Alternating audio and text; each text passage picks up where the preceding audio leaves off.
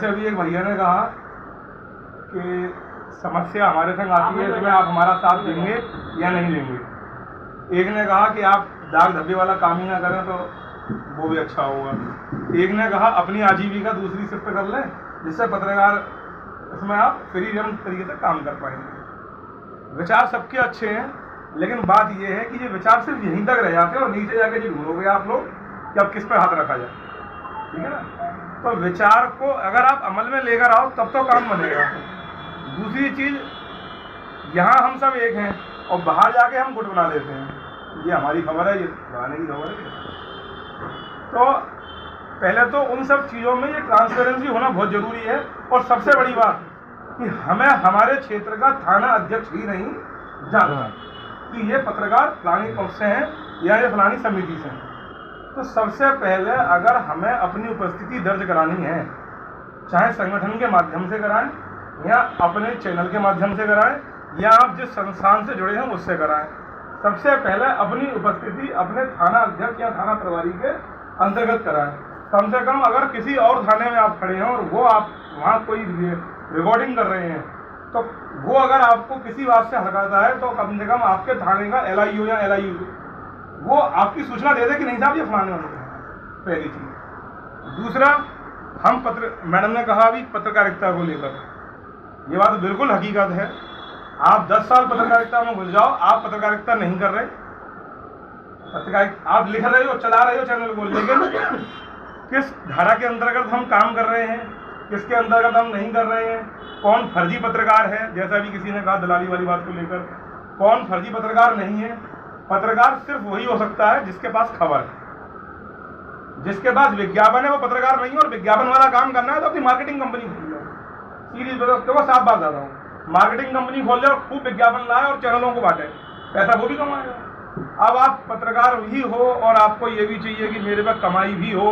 अब कमाई के लिए साम दाम दंड भेद फिर सब वही होता है। फिर बाद में अब मैं देखो कुछ तहसीलों पर कहूँगा, मैं किसी तहसील का नाम नहीं लूँगा, एक्सप्लोर कर रहा हूँ बात को, इसीलिए मैंने कहा मुझे लास्ट में लेना क्योंकि लंबा हो सकता है। बहुत सारी चीज़ें मैं अभी इसमें घुसा हूँ, लेकिन जितना भी मैं देख पाया हूँ, समझ पाया हूँ, सब अपनी पेट पूजा के लिए दौड़ रहे हैं।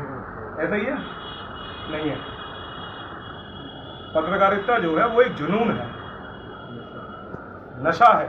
और वो किस चीज़ का है कि हम जो इन्फॉर्मेशन है, मार्केट की इन्फॉर्मेशन, बाजार की इन्फॉर्मेशन, थाने की इन्फॉर्मेशन, वो हम उन लोगों तक पहुंचाएं जहां वो नहीं पहुंच पा रहे।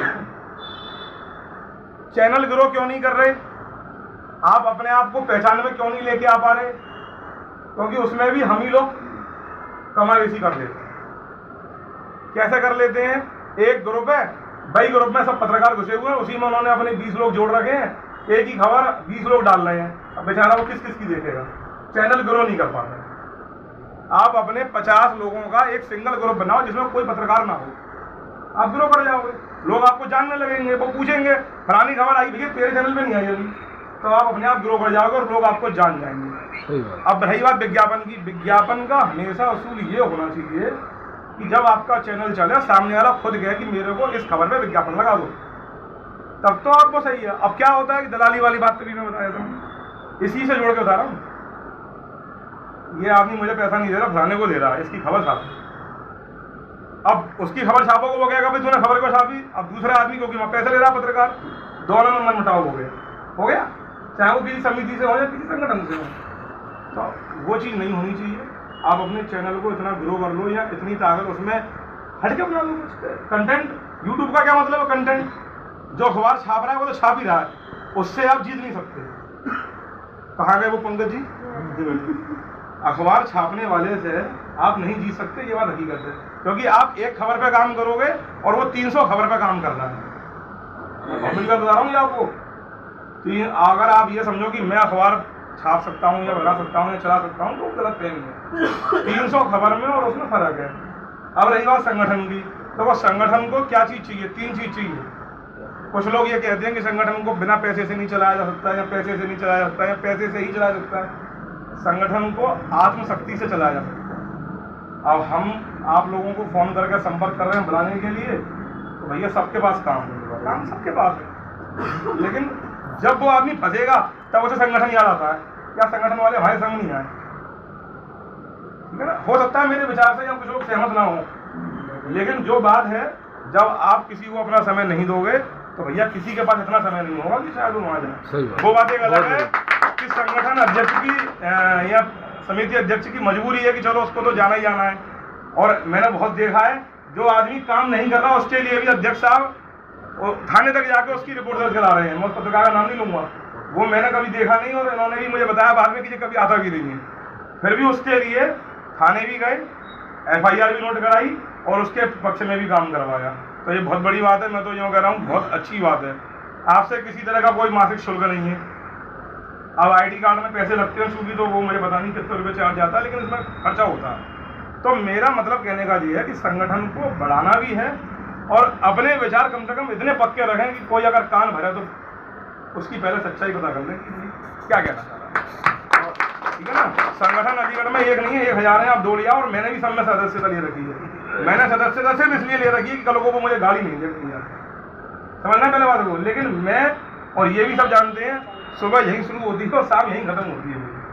तो संगठन को आप बढ़ा सकते हैं अपने मनोशक्ति से, अपने आत्मबल से। और ये जो पैसे वैसे वाली दलाली बातें, देखो भैया ये तो सब चलता रहेगा। तुम चाहते हो तुम मानोगे नहीं और हम सुधरेंगे नहीं, वो वाली कहानी है। अभी खनन ये तहसीलों में, हाँ मैं बोलना चाहता था, ये तहसीलों में ज़्यादा होता है दलाली वाली बात को, जो लोग कह रहे हैं खनन माफियाओं की वीडियो लगा बनाना और खेलना। अब उसमें उच्च अधिकारी की बाइट तुम लेते नहीं हो। मैं कपूर जी तुमसे भी कह रहा हूँ, वीडियो बना के भेज दी कि साहब मिट्टी खनन हो रही है। अरे वीडियो तो आ गई, आम का पेड़ गिर गया, लेकिन उसमें अधिकारी की बाइट तो लगाओ। आपकी खबर की पुष्टि कहाँ होगी? पत्रकार क्या चीज है इसको पहले समझो, उसकी क्या धाराएं हैं उसको समझो, और हमें किस समावेश में रहकर काम करना है उसको भी समझना जरूरी है। हम दूसरे की खबर को उठा के हमने लगा दिया, मैं नहीं सही, राकेश जी ने ग्रुप में खबर डाली, मैंने उठाई और लगा दी। और कल को जब कांड हुआ 6 महीने बाद उसकी खबर आई तो रिपोर्ट तुम्हारी वीडियो पे हुई है साहब। अब तुम्हें पता ही नहीं है कि वो खबर बनी कहाँ से थी, तुम आप थे ही नहीं, तुम्हें पता ही नहीं है। मनीष कश्यप के संग क्या हुआ, दूसरे की वीडियो उठा के चेप दी, या और भी पत्रकारों के संग ऐसी होता है। अब जब जांच होती है ना तो वो ये नहीं पूछता कि आप वहाँ थे या नहीं थे, आपको जानकारी है या नहीं है, आपने किस रूप में बनाई, किसी अधिकारी की बाइट लगाई। हम कहाँ फंसते हैं, दलाली फंस गई। भैया दलाली तो फंसेगी जब आप उसमें अधिकारी की बाइट ही नहीं लगाओगे। और आपको शायद जानकारी हो या नहीं हो, मैं पता नहीं, मैं बता देता हूँ। पत्रकारिता में एक और नई चुनौती आने वाली है कि जितनी भी खबरें आप बना के लगाओगे अपने चैनल पर, अब उसमें केंद्र सरकार ने एक समिति बना दी है फेक न्यूज डिटेक्टर, मतलब वो आपकी न्यूज को भी चेक करेगा और अगर आप गलत होंगे तो आपको उसका तथ्य देना पड़ेगा कि ये सही है या गलत। तो इसलिए बच के काम करो, अच्छा काम करो, अलग आजीविका चला लो, लेकिन पत्रकारिता को स्वतंत्र रखो।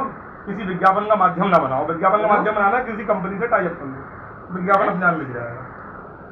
चाहे 11 गोलियां हो तो उसके लिए